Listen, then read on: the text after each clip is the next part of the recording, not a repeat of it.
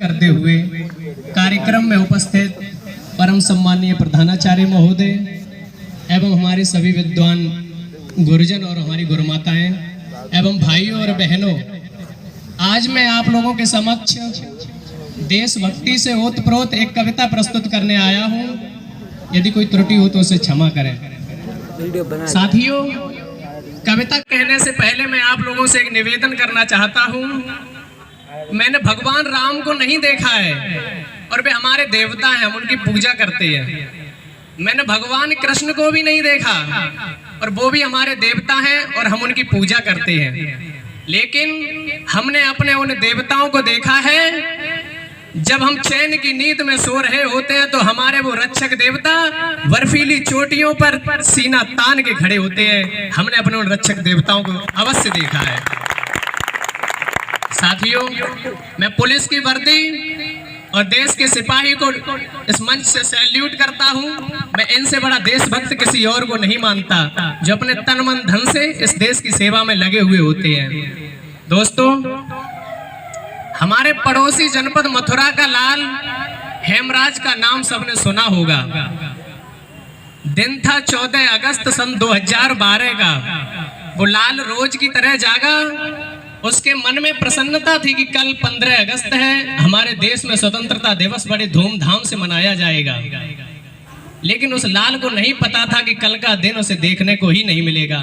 एक बात और बता दूं, 14 अगस्त को हमारा पड़ोसी मुल्क पाकिस्तान अपना स्वतंत्रता दिवस के रूप में मनाता है। वो लाल रोज की तरह ड्यूटी पर गया और वहां पर पाकिस्तानी सैनिकों ने उसे पकड़ लिया, उसका सर काट लिया। सर काट करके अपने देश को ले गए, धड़ वहीं पड़ा छोड़ गई। हेमराज की शहादत की खबर पूरे देश में फैल गई।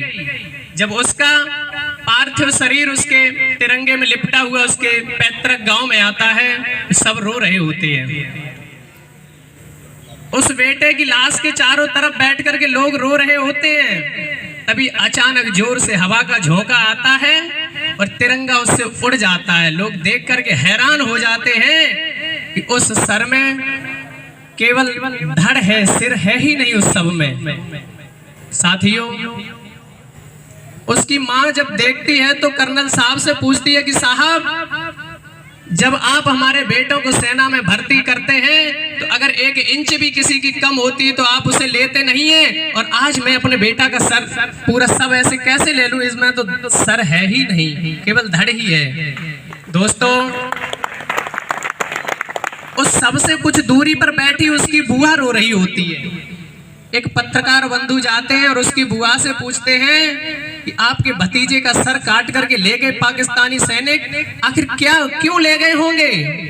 तो भारत की वीरांगना क्या जवाब देती है? अगर अच्छा लगे तो जोरदार तालियां बजाना। वो वीरांगना जवाब देती है कि पत्रकार साहब, आपने सही पूछा, मेरे भतीजे का सर काट करके ले गए पाकिस्तानी सैनिक। वो वहां के काफिरों को, पाकिस्तानी कायर सैनिकों को दिखाना चाहते थे कि ये हिंदुस्तानी सैनिक का सिर है जो अपने वतन की आन मान शान के लिए कट तो सकता लेकिन झुक नहीं सकता। साथियों, वही उसकी बहन रो रही होती है। एक बार और बता दूं कि एक बहन अपने भाई के बारे में जितना अच्छा जानती है, शायद उससे अच्छा कोई जानता हो। वो बहन उसके आचार विचार और स्वभाव के बारे में भली भांति से परिचित होती है। हेमराज की बहन भी जानती थी। वो कल्पना कर रही है कि उसके भाई का सिर कहाँ होगा। साथियों, वो बहन अपनी भाभी से कहती है कि भाभी, मेरा भैया जो था उसे बचपन की याद आती थी और वो कहती थी कि वो बचपन में हर चीज भूल जाता था, उसे भूलने की बहुत आदत थी। कुछ मंगाया तो भूल गया, कहीं जाने को कहा तो भूल गया। तो बहन अपनी भाभी से कहती है कि भाभी, दादी का दुलार भूला, बाबुल का प्यार भूला। दादी का दुलार भूला, बाबुल का प्यार भूला, मोतियों की माला मेरी आज तक न लाया है। होली के रंग भूला, होली के रंग भूला, दीपों की उमंग भूला। होली के रंग भूला, दीपों की उमंग भूला, राखी का त्योहार बार बार बिसराया है। अरे भाभी मेरा भैया तो बचपन से भुलक्कड़ था। अपनी बहन भाभी को कहती है कि भाभी मेरा भैया तो बचपन से भुलक्कड़ था और आज भी उसी आदत को दोहराया है। जाते समय मैया से आशीष लेना भूल गया, आते समय रणथल में शीश भूलाया है। आते समय रणथल में शीश भूलाया है। साथियों, अब मैं उस कविता की तरफ ले चलता हूं जिसे सुनाने के लिए मैं यहाँ उपस्थित हुआ हूं। कारगिल की लड़ाई समाप्त हुई, तिरंगे में लिपटी हुई लाशें देश के कोने कोने में जा रही थी। मेरे गांव के पास में एक माँ का इकलौता कमाने वाला बेटा था। माँ ने कहा कि बेटा मैं तेरी शादी करना चाहती हूँ। तो बेटा बोला नहीं माँ, अभी युद्ध से बुलावा आया है, मैं जंग जीत के आऊंगा और तब शादी करूंगा। लेकिन वो लाल युद्ध क्षेत्र में गया और वापस कभी लौट के नहीं आया। वो सैनिक जब अंतिम सांसें ले रहा होता है तो अपनी माँ के लिए एक पत्र लिखता है। क्या लिखता है उस पत्र में? उस पत्र में उसने वो सब लिखा, वो सभी संवेदनाएं लिखी जो एक मरता हुआ सैनिक जब याद करता तो क्या क्या उसके मन में आता हो। वो पत्र में लाया हूं और आप सबके समक्ष प्रस्तुत करने जा रहा हूं।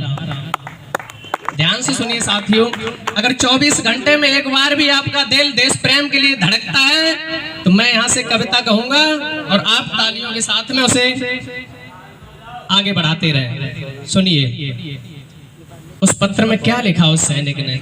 सीमा पे एक जवान जो शहीद हो गया, सीमा पे एक जवान जो शहीद हो गया, संवेदनाओं के कितने बीज बो गया, संवेदनाओं के कितने बीज बो गया। तिरंगे में लिपटी लाश उसके घर पे आ गई, तिरंगे में लिपटी लाश उसके घर पे आ गई। शहर उठी हवाएं उदासी छा गई, शहर उठी हवाएं उदासी छा गई। तिरंगे में रखा खत जो उसकी माँ को दिख गया, तिरंगे में रखा खत जो उसकी माँ को दिख गया। मरता हुआ जवान जो उस खत में लिख गया, मरता हुआ जवान जो उस खत में लिख गया। बलिदानी को अब आंसुओं से धोना नहीं है, तुझको कसम है माँ मेरी तुझे रोना नहीं है, तुझको कसम है माँ मेरी तुझे रोना नहीं है। उस जवान को याद आता, क्या याद आता? और उस पत्र में लिखता है कि माँ मुझको याद आ रहा है तेरा उंगली पकड़ना, मुझको याद आ रहा है तेरा उंगली पकड़ना। कंधों पे बिठाना मुझे बाहों में झुलाना, कंधों पे बिठाना मुझे बाहों में झुलाना। पगडंडियों पे खेतों की मैं तेज भागता, पगडंडियों पे खेतों की मैं तेज भागता। सुनने को कहानी तेरी रातों में जागता, सुनने को कहानी तेरी रातों में जागता। पर बिन सुने कहानी तेरा लाल सो गया, पर बिन सुने कहानी तेरा लाल सो गया। सोचा था कुछ और पर कुछ और हो गया, सोचा था तूने और पर कुछ और हो गया। पर मुझसा कोई घर में तेरे खिलौना नहीं है, तुझको कसम है माँ मेरी तुझे रोना नहीं है, तुझको कसम है माँ मेरी रोना नहीं है। माँ उसकी शादी करना चाहती थी, वो सेहरा बुन रही थी, लेकिन वो सैनिक अपनी माँ के लिए लिखता है कि माँ कि सोचा था तूने मेरे लिए बहू लाएगी, सोचा था तूने मेरे लिए बहू लाएगी। पोते को अपने हाथों से झूला झुलाएगी, पोते को अपने हाथों से झूला झुलाएगी। तुतलाती बोली पोते की तू सुन न सकी माँ, तुतलाती बोली पोते की तू सुन न सकी आंचल में अपने कलियां तू चुन न सकी माँ, आंचल में अपने कलियां तू चुन न सकी माँ। न रंगोली बनी घर में न घोड़े पे मैं चढ़ा, न रंगोली बनी घर में न घोड़े पे मैं चढ़ा। पतंग पे सवार हो यमलोक चल पड़ा, पतंग पे सवार हो यमलोक चल पड़ा।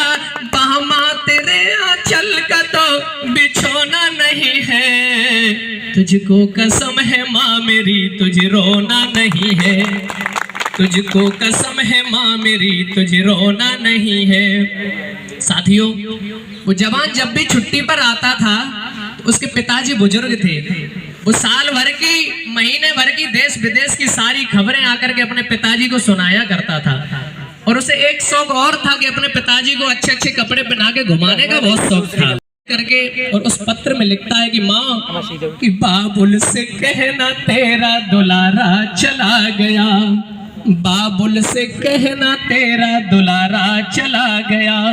बुढ़ापे की लाठी घर का सहारा चला गया, बुढ़ापे की लाठी घर का सहारा चला गया। अब कौन उन्हें देश की खबरें सुनाएगा, अब कौन उन्हें देश की खबरें सुनाएगा। और कौन धोती कुर्ता पगड़ी दिलाएगा, और कौन धोती कुर्ता पगड़ी दिलाएगा। उम्मीदों का महल उनका सारा पल में ढह गया, उम्मीदों का महल उनका सारा पल में ढह गया। बेटे का सारा फर्ज ही अधूरा रह गया, बेटे का सारा फर्ज ही अधूरा रह गया। बेदर्द निकला बेटा ये सलोना नहीं है, तुझको कसम है माँ मेरी तुझे रोना नहीं है, तुझको कसम है माँ मेरी तुझे रोना नहीं है। उस सैनिक की एक बहन है और वो बहन के बारे में लिखता है कि माँ मेरी बहन जब मेरी खबर को सुनेगी तो कितना रोएगी। एक बात और बता दूं, एक बहन को और भाई का रिश्ता बड़ा विलक्षण होता है। इस रिश्ते के आगे सारे रिश्ते फीके पड़ जाते हैं। वो अपनी बहन के लिए लिखता है, कहता है कि माँ बहना से कहना राखी पे याद ना करे, बहना से कहना राखी पे याद ना करे। किस्मत को नाकों से कोई फरियाद ना करे, किस्मत को नाकों से कोई फरियाद ना करे। अब कौन उसे चोटी पकड़ कर खिजाएगा, अब कौन उसे चोटी पकड़ के खिजाएगा। और कौन भैया दोज का निवाला खाएगा, और कौन भैया दोज का निवाला खाएगा। कहना कि भाई बन के अब की बार आऊंगा, कहना कि बन के भाई अब की बार आऊंगा। सुहाग वाली चुनरी अब की बार लाऊंगा, सुहाग वाली चुनरी अब की बार लाऊंगा। अब भाई और बहन में मेल होना नहीं है, और तुझको कसम है माँ मेरी तुझे रोना नहीं है, तुझको कसम है माँ मेरी तुझे रोना नहीं है। साथियों, इस देश के सैनिक अपने वतन की हिफाजत के लिए अपने जान की बाजी लगा देते हैं। किसी कवि ने लिखा है कि सैनिक अपने प्राण गंवाकर देश बड़ा कर जाते हैं, सैनिक अपने प्राण गंवाकर देश बड़ा कर जाते हैं, बलिदानों की बुनियादी पर राष्ट्र खड़ा कर जाते हैं। जो सैनिक सीमा रेखा पर ध्रुव तारा बन जाता है, जो सैनिक सीमा रेखा पर ध्रुव तारा बन जाता है, उस दीपक की, उस कुर्बानी के दीपक से सूरज भी शर्माता है, उस कुर्बानी के दीपक से सूरज भी शर्माता है। उस सैनिक के सबका दर्शन तीर्थ जैसा होता है, उस सैनिक के सबका दर्शन तीर्थ जैसा होता है, और चित्र शहीदों के मंदिर की मूरत जैसा होता है, चित्र शहीदों के मंदिर की मूरत जैसा होता है। हम सैनिक कल्याण प्रकोष्ठ होते हुए भी आज अमर बलिदानियों के, अमर शहीदों के परिजनों को वो सुविधाएं नहीं मिल पाती हैं जो उन्हें मिलनी चाहिए। उस सैनिक को भी पता है कि जब मेरा पार्थिव शरीर मेरे गांव में जाएगा तो बड़े बड़े नेता आएंगे, MP MLA आकर के बड़े बड़े वादे करके जाएंगे, लेकिन होगा कुछ नहीं। तो वो स्वाभिमानी सैनिक अपनी माँ के लिए लिखता है कि माँ तुझको कसम है माँ मेरी, तुझे रोना नहीं है। लिखता है कि सरकार मेरे नाम से कई फंड लाएगी, सरकार मेरे नाम से कई फंड लाएगी, चौराहों पे तुझको तमाशा बनाएगी, चौराहों पे तुझको तमाशा बनाएगी, अस्पताल और स्कूलों के नाम रखेगी, अस्पताल और स्कूलों के नाम रखेगी, अनमोल शहादत का भी कुछ दाम रखेगी, अनमोल शहादत का भी कुछ दाम रखेगी। पर दलालों की दलाली पे तू थूक देना माँ, पर दलालों की दलाली पे तू थूक देना माँ, बेटे की मौत की कोई कीमत न लेना माँ, बेटे की मौत की कोई कीमत न लेना माँ, भूखे सही मखमल पे मुझको सोना नहीं है, तुझको कसम है माँ मेरी कि रोना नहीं है, तुझको कसम है माँ मेरी कि रोना नहीं है।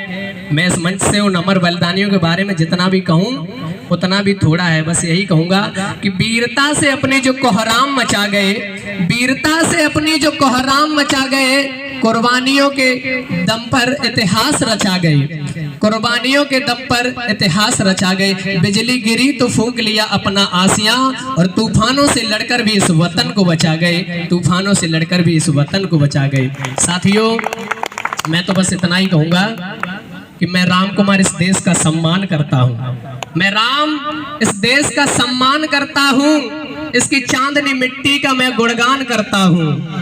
मेरी इच्छा नहीं स्वर्ग में जाकर मोक्ष पाने की, मेरी तमन्ना नहीं स्वर्ग में जाकर मोक्ष पाने की, तिरंगा हो कफन मेरा यही अरमान करता हूँ, यही अरमान करता हूँ। इन्हीं शब्दों के साथ अपनी बारी को विराम देता हूँ। जय हिंद, जय भारत।